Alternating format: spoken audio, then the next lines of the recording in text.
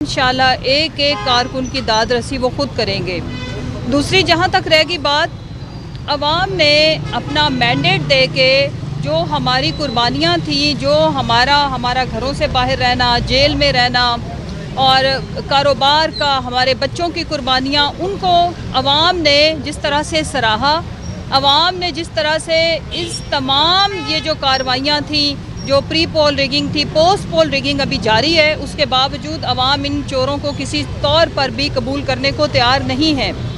मेरा मैसेज है पाकिस्तान तहरीक इंसाफ के एक एक वोटर को कि इंशाल्लाह हम अपनी ये जिद्दोजहद जारी रखेंगे। हम इन तमाम केसेस का भी मुकाबला करेंगे। जो फस्तायत हम सह गए, जिसका हमने मुकाबला डट के किया, उसके बाद आगे थोड़ा कहते हैं ना, ज़्यादा जो तारीख रात थी वो गुज़र चुकी है। इंशाल्लाह सुबह होने वाली है और मैं तो सिर्फ़ एक ही पैगाम दूंगी कि अल्लाह ताला सब्र करने वालों के साथ है और अल्लाह ताला कभी भी खान साहब का, पाकिस्तान का, इस मुल्क की गरीब आवाम का कोई कसूर नहीं है तो उनका साथ नहीं छोड़ेगा। मैं खराज तहसीन पेश करना चाहती हूँ पाकिस्तानी कौम को। जिस तरह वो अपनी ज़िम्मेदारी समझ के वोट डालने निकले तो हमारी जिद्दोजहद उस दिन कामयाब हो गई थी 8 फरवरी को। आगे तो एक तमाशा है, इस तमाशे को जितना फैलाएंगे शर्मिंदगी इनको मज़ीद होगी। आप देखें कि ये बड़े अनप्लेजेंट इंसिडेंट्स हैं जो ख़वातीन ने ख्वाजा साद साहब और हनीफ अब्बासी के साथ किया, लेकिन ये इस चीज़ की गमाज़ी करता है कि अगर इस मुल्क की पढ़ी लिखी ख़वातीन भी अगर शाउट कर रही हैं या अपने वो देखें, लोग पहले ख़जाने की चोरी को हज़म नहीं कर रहे थे तो आपने उनका वोट इतनी बड़ी तादाद में चोरी कर लिया तो वो कैसे एक्सेप्ट करेंगे। सो मेरा मानना है अभी भी सबको होश के नाखून लेने चाहिए। अवाम ने जो अपना फ़ैसला किया है उसको तस्लीम कर लेने में ही पाकिस्तान के लिए खैर और भलाई है। अदरवाइज़ ये एक ऐसा बैगेज है जिसको आप उठाने की इतनी शिद्दत के साथ कोशिश कर रहे हैं जो आपको अपने बोझ तले ही आपको वो दबा के ख़त्म करने, खुदा न खास्ता। तो इसलिए मैं ये अपील करती हूँ कि पाकिस्तान में पाकिस्तानी अवाम के मैंडेट को तस्लीम किया जाए और जिनका जो ड्यू एक हक बनता है, जिन सूबों में हुकूमत, जैसे पंजाब में हमारी अक्सरियत है, वफाक में हमारी अक्सरियत है, KPK में हमारी अक्सरियत है, तो वहाँ पे पाकिस्तान तहरीक इंसाफ की ही हुकूमत होनी चाहिए, इसमें किसी को शक नहीं होना चाहिए।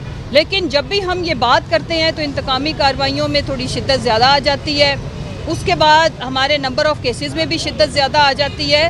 तो अगर पिछले 2 सालों में ये सब कुछ करके उसका नतीजा हमने 8 फरवरी को देख लिया है तो थोड़ी देर अगर मज़ीद भी हो जाएगा तो उसमें से निकलना कुछ भी नहीं है सिवाय बर्बादी के।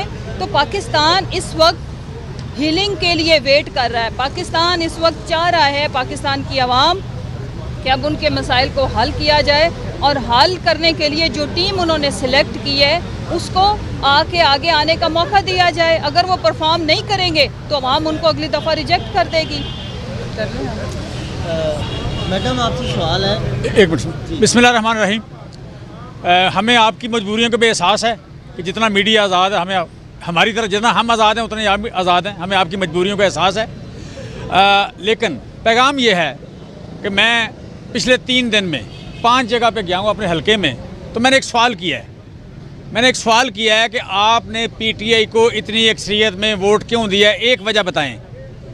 तो लोगों ने कहा है जी एक वजह अगर पूछते हैं तो वो ये है कि आप पे जुल्म हुआ है। मैंने पूछा कि 45% महंगाई हुई है, वो वजह, उन्होंने कहा ये दूसरे तीसरे चौथे नंबर पे हो सकती है।